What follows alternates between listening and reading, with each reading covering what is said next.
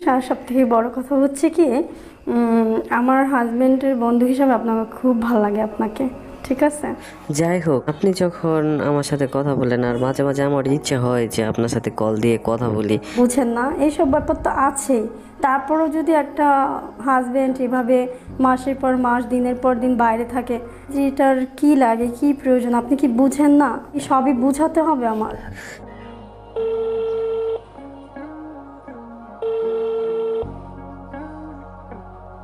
Hello. হ্যাঁ, hello, আসসালামু আলাইকুম। ওয়ালাইকুম সালাম। রাফি ভাইয়া কোথায়, কেমন আছেন? হ্যাঁ, আলহামদুলিল্লাহ ভালো আছি। কিন্তু কে আপনি? চিনতে পারলাম না তো, কে বলছেন? আর কে, ভুলে গেছেন তো আমাকে? অ্যাকচুয়ালি নাম্বারটা তো সেভ নেই, আর কণ্ঠটা তো চেনা চেনা মনে হচ্ছে, তো এখন চিনতে পারতেছি না, সেই জন্য জিজ্ঞেস করলাম কে। ও আচ্ছা আচ্ছা, কণ্ঠ চেনা চেনা মনে হচ্ছে। সামনে আসলে খুব সুন্দর লাগতেছে, ভালো লাগতেছে, আর এখন শুধু কণ্ঠটা চেনা চেনা লাগতেছে। ও হ্যাঁ হ্যাঁ, চিনতে পারছি। যাই হোক, কণ্ঠও চিনতে পারছি, মানুষকেও চিনতে পারছি। সোনিয়া আপা। ও না না, সোনিয়া ভাবি না। আচ্ছা, ভাবি ডাকতে ইচ্ছা করে না, আপু ডাকতে ইচ্ছা করে, তাই না? যাই হোক, ভাবি আর আপু ঘুরে ফিরে তো একই কথা, তাই না? আহ, আপনি আমাকে ফোন দিলেন এতদিন পর, তারপর আবার হেসে হেসে আনন্দের সহিত কথা বলতেছেন। তো কি অবস্থা, ব্যবস্থা কেমন আছেন? কেমন দিনকাল কেমন যাচ্ছে আপনার? আর আপনি তো হিসেবে ভাবি হন, তারপর আপনাকে আপু ডাকতে ইচ্ছে করে, আবেগে কাজ করে আর কি, বুঝেন না? আচ্ছা, আবেগটা কি সেটা কি শুনি। আবেগের কথা শুনে লাভ কি? আপনার কপাল তো অনেক ভালো, আপনার হাজবেন্ডের কপাল অনেক ভালো, এত সুন্দর একটা বউ পাইছে। তো আমাদের কথা শুনে আর কি করবেন, বুঝেন না? ও আচ্ছা, কতটা একটু শেয়ার করেন না, আমি একটু শুনি, যদি কষ্টের ভাগ নিতে পারি। ও, আপনি আমার কষ্টের ভাগ নিতে চান, তাই? হুম। আমার মতো ছেলেদের কষ্টের ভাগ কি কেউ নিতে চায়? আমরা গরিব মানুষ না। তো আপনি গরিব কোন দিক থেকে, মানে আপনি তো মানে গরিব, আমি জানি আপনি গরিব না, বাট কোন দিক থেকে, আউট কোনো সাইড? আরে আমাদের মতো ছেলেরা ধনী হবে কিভাবে? বোঝেন, ধনী হতে গেলে তো আপনার মতো একটা সুন্দরী, একটা মনে করেন না স্ত্রী লাগে, সেটাই তো আমাদের নেই। আর আপনি এত বড় লোক ঘরের মেয়ে হয়ে আমার বন্ধুকে বিয়ে করছেন, আর আমার মতো একটা গরিব ছেলেদেরকে ফোন দিয়ে কথা বলেন, এটাই তো আমাদের জন্য অনেক কিছু, তাই না? দেখেন, আমাকে এত বড় করার কিছু নেই, আমি একটা মানুষ, আপনি একটা মানুষ। আর সব থেকে বড় কথা হচ্ছে কি, আমার হাজবেন্ডের বন্ধু হিসাবে আপনাকে খুব ভালো লাগে আপনাকে, এই জন্য কল দেওয়া। ঠিক আছে। যাই হোক, আচ্ছা আপনাকে আপুই বলি। যাই হোক, সোনিয়া আপু, হ্যাঁ আপনি আপনি যখন আমার সাথে কথা বলেন আর মাঝে মাঝে আমার ইচ্ছে হয় যে আপনার সাথে কল দিয়ে কথা বলি, কিন্তু ওইটাও মনে হয় যে আপনার হাজবেন্ড, তারপরে আবার যদি দেখতে পারে আপনার সাথে আমি এমনভাবে কথা বলি, তো আমার জন্য যদি আপনার ফ্যামিলিতে কোনো প্রবলেম ফেস করতে হয়, সেই জন্যে আর কি দেই না, বুঝতে পেরেছেন? ও আচ্ছা, আপনি বুঝি আমাকে কল দেওয়ার আগে আপনার বন্ধুকে কল দিয়ে বলে তারপর আমাকে দিবেন, তাই না? না না, আপনি যেমনটা বলতেছেন তেমনটা না। আমি যদি ফোন দেই, আপনি আমার সাথে কথা বলেন, তারপরে আপনার হাজবেন্ড যদি আপনার ফোন কখনো চেক করে দেখতে পারে যে আমার সাথে এত কথা বলছেন, তারপর যদি আমার জন্য কোনো প্রবলেম ফেস করতে হয়, দেখে না আপনার ফোন, আপনার হাজবেন্ড। কে বলছে আপনার বন্ধু আমার ফোন ঘাটে? সে আমার ফোন কখনো ঘাটে না, সে আমাকে খুব বিশ্বাস করে আর খুব ভালোবাসে, এই জন্য আমার ফোন কখনো ঘাটে না। ওইটা বলতেছি না, গত মাসের 26 তারিখে আপনার হাজবেন্ডকে আমি ফোন দিয়েছিলাম, তো সে আমার ফোন রিসিভও করেনি। তারপর আমি তাকে ফেসবুকের মেসেজ করেছি, মেসেজটা সিন করে রেখে দিচ্ছে, কোনো রিপ্লাইও দেয়নি। সেই জন্য আর কি বলতেছি যে আমি তো আপনার সাথে যে কথা বলি এই বিষয়ে কি আপনার হাজবেন্ড দেখছে কিনা, সেই জন্য আমার প্রতি একটু অভিমান করে আছে।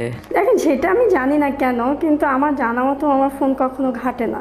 আসলে না, হয়তো বা অন্য কোনো কারণে বিজি কিনা কাজ নিয়ে, ও তো আমার মেসেজই ঠিকভাবে উত্তর দেয় না, আপনারটার কি দেবে? আমি আর ঘরের ওয়াইফ, এত সুন্দরী একটা ওয়াইফ, আমারই তো মেসেজের রিপ্লাই দেয় না। বলেন, ভাববেন না যে হয়তো বা আমাদের কারণে, ওটা আপনার ভুল ধারণা, আর এই ভুল ধারণার জন্য আপনি আমাকে কল দেন না, তাই না?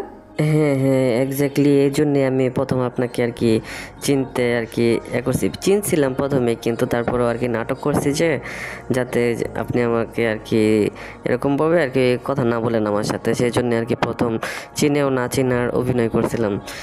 আর আপনার এটা কি বললেন যে সোনিয়া ভাবি আপনার হাজবেন্ড আপনার কলও ধরে না, আপনার মেসেজের রিপ্লাইও দেয় না, তার মানে আপনাকে কি সে বেশি মূল্য দিচ্ছে না, এমন মনে হয়? এই রকম মজার ভিডিও পেতে আমাদের ইউটিউব চ্যানেল টিজে টাইম 11 কে সাবস্ক্রাইব করুন। কি বলবো বলেন, না হলে আমার মতো একটা ওয়াইফ পেয়ে কেউ কি এইভাবে সময় দেয় না, মেসেজ রিপ্লাই দেয় না? এই যে দেখেন অফিসিয়াল কাজে বলে, মানে ও 3 দিনও ঠিকভাবে বাসায় থাকে না, এখানে যাচ্ছি ওখানে যাচ্ছি, শুধু ওর অফিস ট্রিপ পরেই থাকে। কিন্তু আমি বুঝি না এগুলো কারণটা কি, এভাবে কি একটা মেয়ে মানুষ থাকতে পারে বলেন? অফিসের কাজে হয়তো অনেক ব্যস্ত থাকে, অধিক ব্যস্ত থাকার কারণে আপনাকে এরকম আর কি সময় দেয় না, মেসেজের রিপ্লাই দেয় না। তাছাড়া আর কি হবে, নাকি আপনি কি এরকম কোনো কিছু দেখতে পারছেন যে আপনি থাকা সত্ত্বেও অন্য কারোর সাথে সম্পর্ক আছে আপনার হাজবেন্ডের, এমন কি কখনো দেখেছেন? আমার মনে হয় না, অফিসের কাজে যে ব্যস্ত থাকে সেই জন্যেই। আর তারপরেও আপনার হাজবেন্ড যেহেতু, আপনি তো বুঝবেন যে আপনি ব্যতীত অন্য কারোর সাথে সম্পর্ক আছে কি না। আরে আপনি কি বুঝেন না, এইসব ব্যাপার তো আছেই। তারপরও যদি একটা হাজবেন্ড এভাবে মাসের পর মাস দিনের পর দিন বাইরে থাকে, যেটার কি লাগে, কি প্রয়োজন, আপনি কি বুঝেন না? এই সবই বুঝাতে হবে আমার। তার মানে তো সোনিয়া ভাবি আপনি অধিক কষ্টের মধ্যে আছেন। এত সুন্দরী হয়ে, এত কোটিপতি হয়ে, এত বড় লোক ঘরের মেয়ে হয়ে লাভ কি, যেহেতু আপনার ইচ্ছা মতো আপনার হাজবেন্ডকে কাছে পান না, চাওয়া পাওয়া পূরণ হয় না। যাই হোক, এখন আপনি যেহেতু আমাকে বলছেন, সেই ক্ষেত্রে আমি আপনাকে কি করতে পারি, কীভাবে সাহায্য করতে পারি, যদি আমার কাছে কোনো সাহায্য লাগে তাহলে আপনি আমাকে বলতে পারেন। হ্যাঁ, কি আর করব, এই কষ্ট নিয়ে আমার থাকতে হচ্ছে, আমার মেনে নিতে হচ্ছে।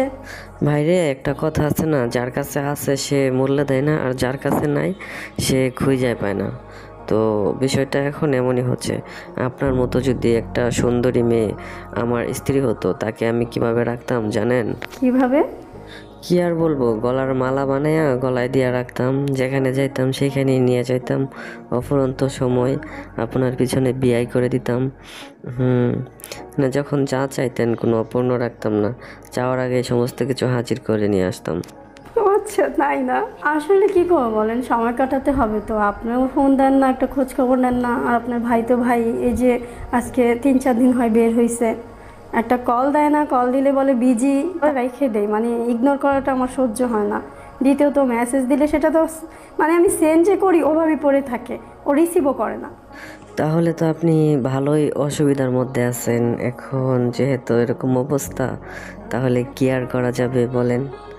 যাই হোক, আমি তো আপনাকে কল দেই না যে আমার বন্ধু হয়তো বা বুঝে যাবে, সেই জন্য আর আপনার খোঁজ খবর নিতে পারি না আমি আর কি, যে আমার জন্য যদি আপনার ফ্যামিলিতে কোনো অসুবিধা হয় সেই জন্যে। আপনিও তো একটা কল দেন না, খবর নেন না। আসলে আমার মনে হয় কি যে আমার কোনো মূল্যই নেই। আরে সোনিয়া ভাবি, আপনি বুঝতেছেন না কেন?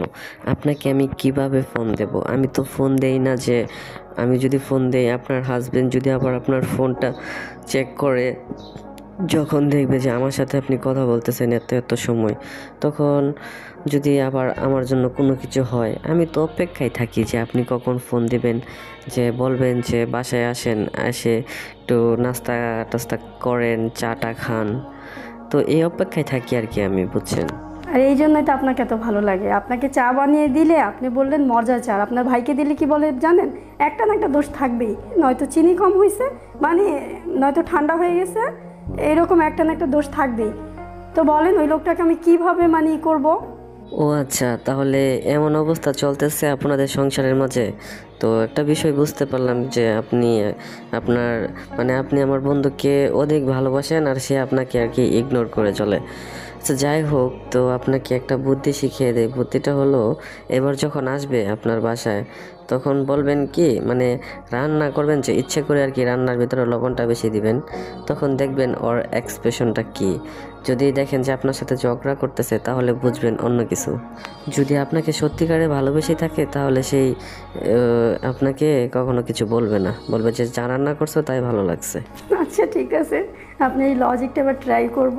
তাহলে তো বুঝতে পারবেন যে তিনি আপনাকে সত্যিকারে ভালোবাসে কিনা। আর যদি সত্যিকারের ভালোবাসে, তাহলে তো আপনি বুঝতেই পারলেন যে হয়তোবা অতিরিক্ত ডিউটি করে, সেই জন্য আর কি আপনাকে সময় দেয় না। আসলে সত্যি বলছেন, আমার মনে হচ্ছে কি আমরা একসাথে থাকতে থাকতে ও মানে আমাকে নিয়ে বোরিং ফিল করছে। বিষয়টা এমন হলো না যে না চাইতে আকাশের চাঁদ পাইছে তো বন্ধু, সেজন্য আর কি আপনাকে ইগনোর করে যাচ্ছে।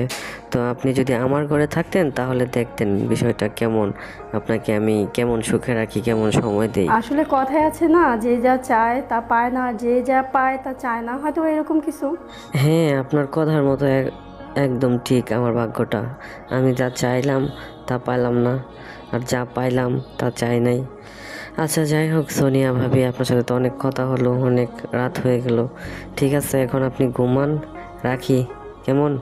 ওকে, ভালো থাকবেন, মাঝে মধ্যে কল দিবেন, ভুলে যাবেন না। ঠিক আছে, এখন যেহেতু আপনি বললেন যে আপনার ফোন আপনার হাজবেন্ড কখনো দেখে না, তাহলে দেখবেন এখন আপনাকে আমি কত কল দেই, প্রত্যেক রাত্রেই কল দেব। আল্লাহ হাফিজ, ভালো থাকবেন। খুদা হাফেজ, আপনিও ভালো থাকবেন। এই রকম মজার ভিডিও পেতে আমাদের ইউটিউব চ্যানেল টিজে টাইম 11কে সাবস্ক্রাইব করুন।